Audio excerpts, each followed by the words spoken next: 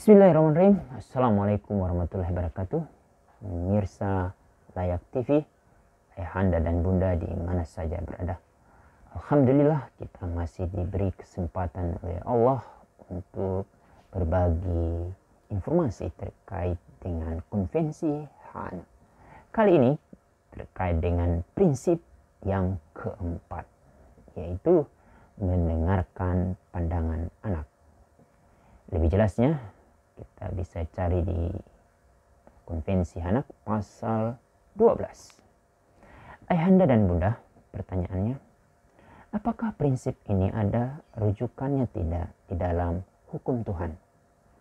Kalau kita mengacu pada Quran, itu ada di surat As-Saffat ayat 102. Di sana Nabi Ibrahim menekankan bahwa, wahai anakku, semalam ayahanda bermimpi. Tolong pikirkan apa pendapatmu. Karena Nabi Ismail dibimbing, diasuh, didampingi oleh bunda yang cerdas.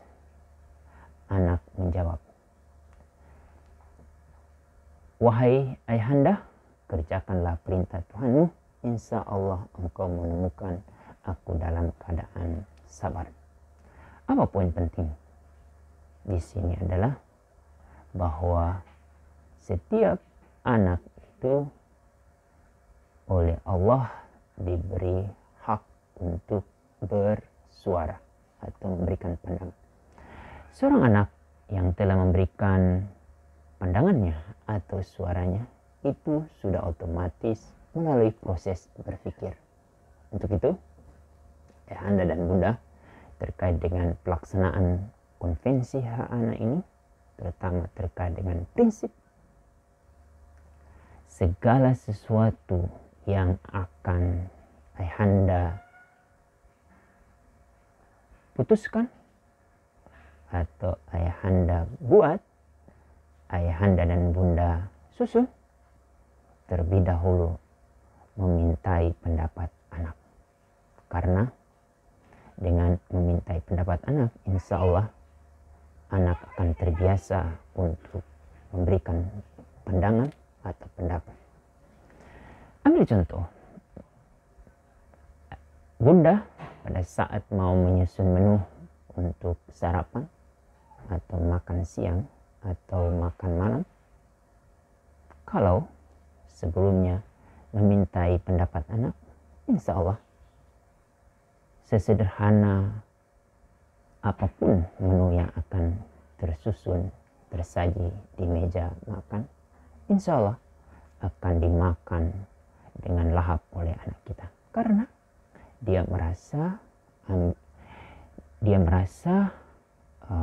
dihargai, dia merasa ambil bagian dalam proses itu. Mau tidak mau, apa yang dia usulkan, meskipun tidak semua yang dia usulkan itu dipertimbangkan oleh bundanya. Ambil contoh juga dengan kalau seorang anak diberi hadiah tanpa dimintai pendapat. Kalau anak tidak pernah ditanyai terkait dengan hadiah, mungkin karena ada unsur untuk surprise. Pada beberapa kasus, hadiah itu mungkin tidak berumur panjang, tapi kalau pada awal-awal tantenya, neneknya, kakeknya, atau bunda atau ayahnya pernah bertanya atau mengidentifikasi sebetulnya apa keinginan dia, insya Allah dia akan senang dengan hadiah itu. Pertanyaan sekarang, apakah ini sudah menjadi kebiasaan di rumah ayahanda dan bunda di Indonesia? Ini menjadi tantangan. Sebagai negara yang mayoritas muslim, seharusnya apa yang ditekankan oleh Nabi Ibrahim dan kemudian dipraktikkan oleh Rasulullah Sallallahu Alaihi Wasallam yang ada di surat As-Saffat ayat 102 ini menjadi poin penting di setiap rumah-rumah yang ada di Indonesia yang selalu menghargai, mempertimbangkan pandangan anak. Kalau sejak di rumah seorang anak itu selalu dimintai pandangannya, pendapatnya, insya Allah pada saat dia akan mendapat tanggung jawab, baik itu di pemerintahan, di swasta, atau di organisasi kemasyarakatan, dia akan selalu ingat kebaikan-kebaikan ayahanda dan bundanya pada saat waktu kecil.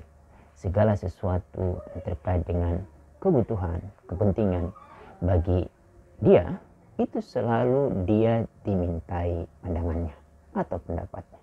Kenapa saya menggunakan kata pandangan? Karena di antara anak-anak ada yang disabilitas.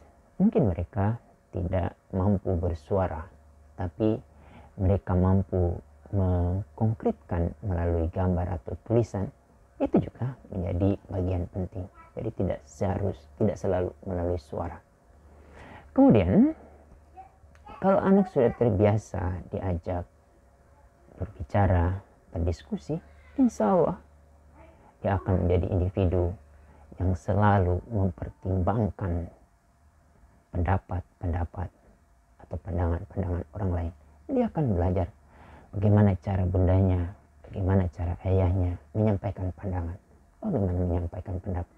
Dan anak juga belajar bagaimana cara-cara ayah dan bundanya untuk mengambil keputusan dengan catatan tidak ada yang dirugikan, tidak ada yang merasa dilewatkan, karena sejak dari awal anak dilibatkan.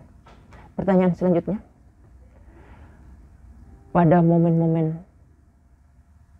penting apakah si anak itu perlu didengar pandangan?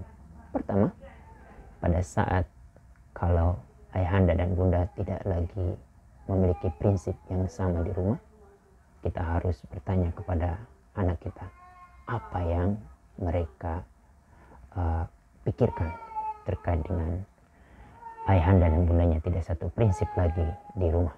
Kedua, pada saat anak akan dikirim ke pesantren atau ke boarding school atau tinggal dengan keluarga lain, berarti tidak tinggal dari rumah, kita harus tanyakan. Dan terakhir, pada saat anak terlibat atau berkonflik dengan hukum, kita harus bertanya. Seorang polisi, seorang jaksa, seorang hakim, seorang bapas, dan petugas di lembaga pembinaan khusus anak, bila mereka sudah terbiasa mendengarkan pandangan anak di rumah, pada saat mereka bertugas atas nama negara, mereka akan selalu bertanya kepada anak. Kapan itu? Kita mulai dari rumah kita masing-masing. Demikian, semoga pembahasan 4 prinsip dari prinsip yang ada di pasal 2 non-diskriminasi, pasal 3 kepentingan terbaik bagi anak, pasal 6 terkait dengan kelangsungan hidup, tumbuh dan berkembang, dan terakhir pada prinsip 12 ini kalau dikolaborasi menjadi satu kekuatan, insya Allah apa yang akan diputuskan oleh ayahanda dan bunda di rumah, dan itu kemudian terus berkembang ke tingkat pemerintahan, baik itu di tingkat RT, RW, lalu desa, kelurahan, kecamatan, kabupaten, kota, lalu provinsi, negara, insya Allah anak menjadi utama. Demikian, Assalamualaikum warahmatullahi wabarakatuh.